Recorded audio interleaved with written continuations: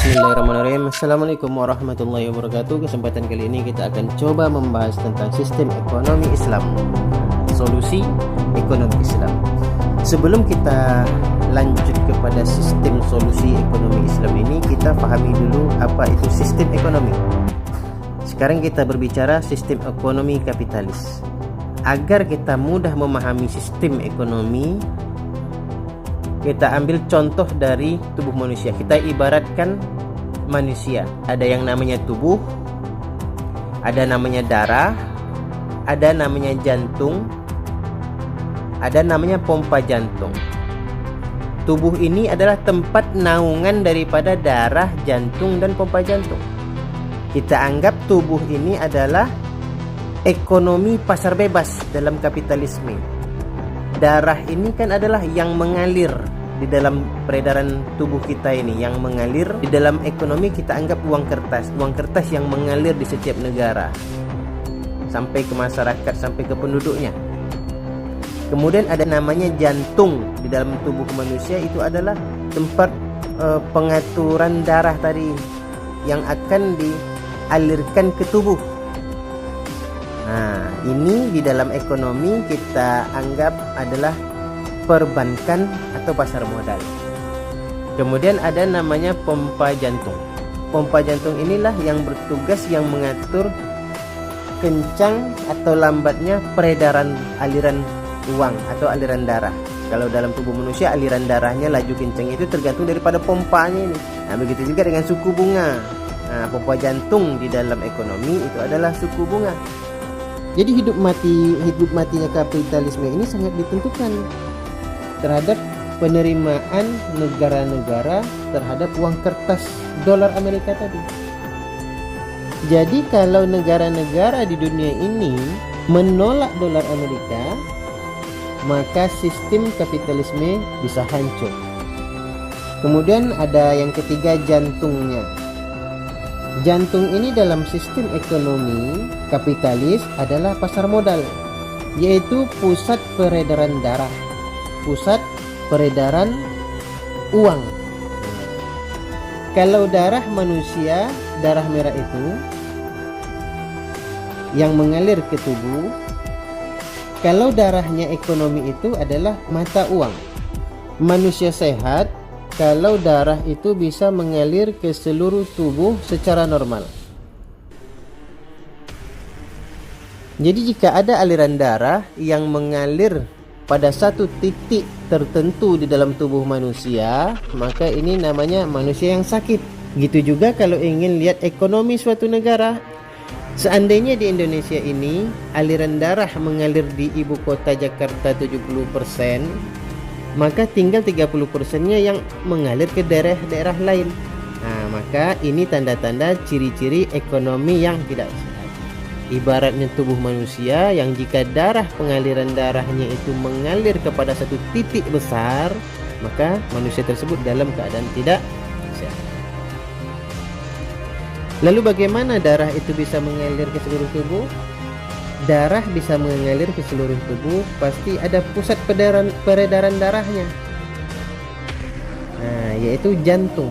Itu adalah pusat peredaran darah. Kalau dalam ekonomi kapitalisme adalah perbankan. Perbankan atau pasar modal bisa mengalirkan uang secara cepat atau lambat tergantung pada suku bunga.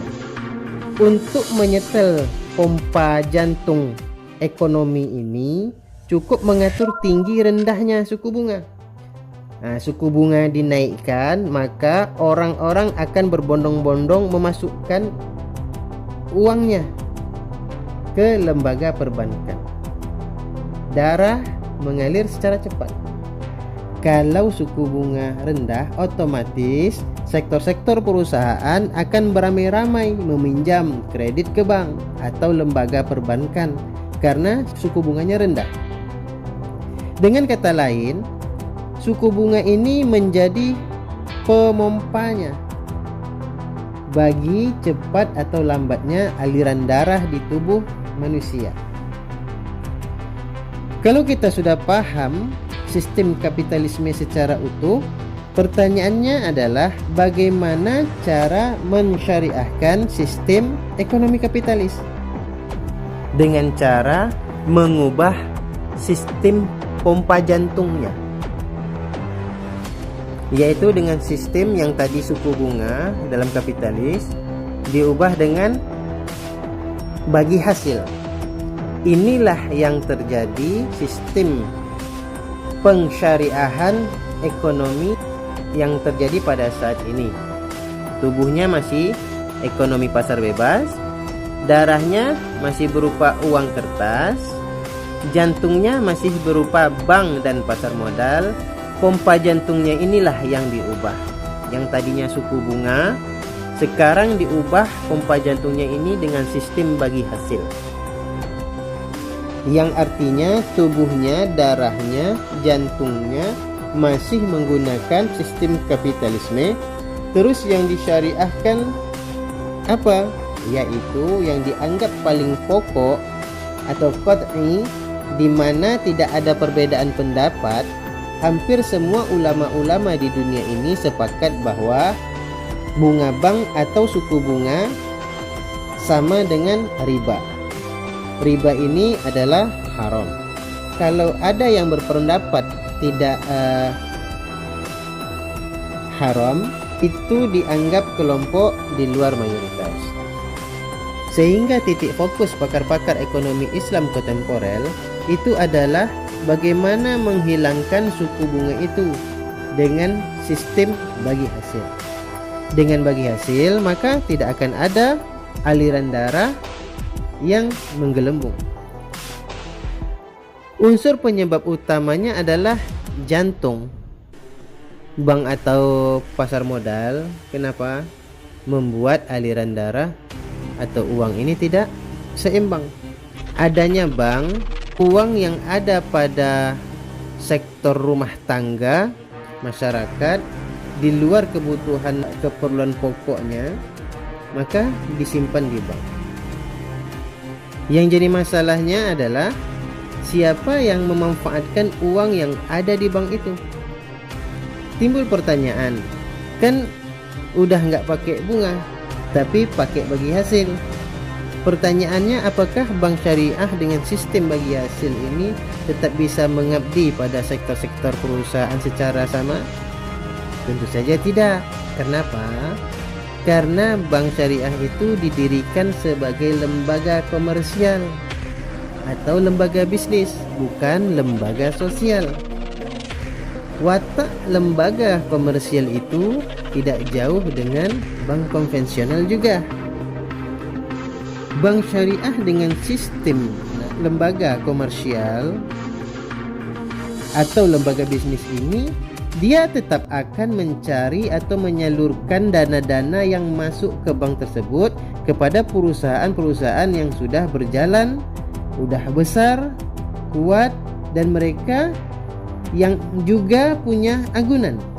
Karena dalam peraturan bank syariah juga membolehkan adanya agunan kepada proses pembiayaan untuk menjaga keamanan proses penyaluran.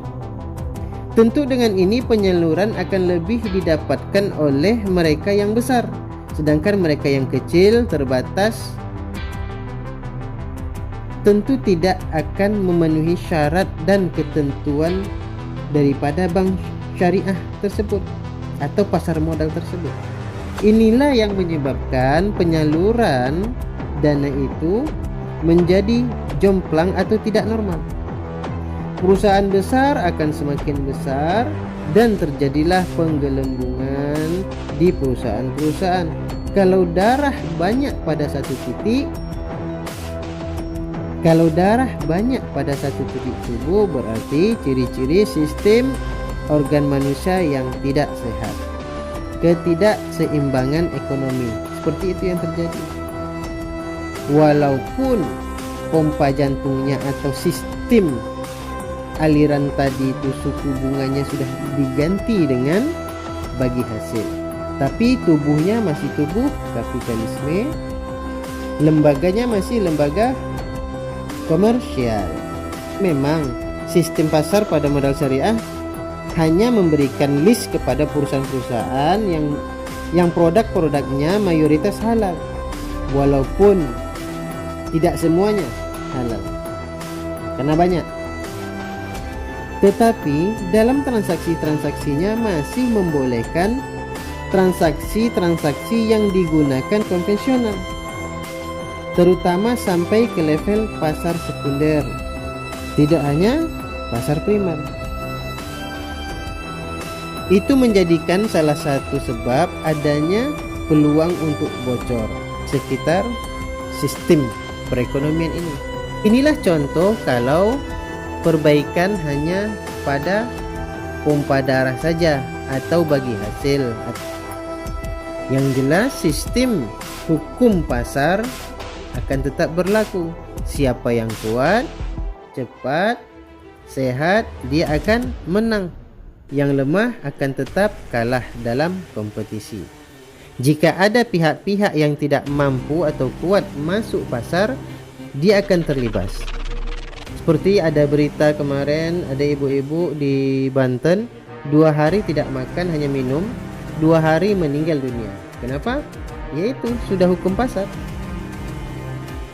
Kalau hanya mengandalkan sistem ekonomi seperti ini, tentu tidak akan bisa menolong semuanya secara adil.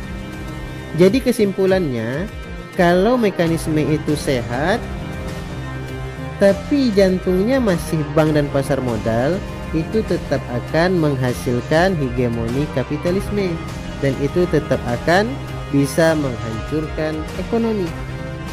Oleh karena itu, yang paling ideal adalah menggunakan solusi ekonomi Islam yang sistematik. Alhamdulillahirrabbilalamin. Dipantau terus. Pertemuan berikutnya kita akan jelaskan apa itu ekonomi Islam secara sistematik. Jangan lupa subscribe-nya, follow dan notifikasinya agar tidak kelewatan. InsyaAllah. Assalamualaikum warahmatullahi wabarakatuh.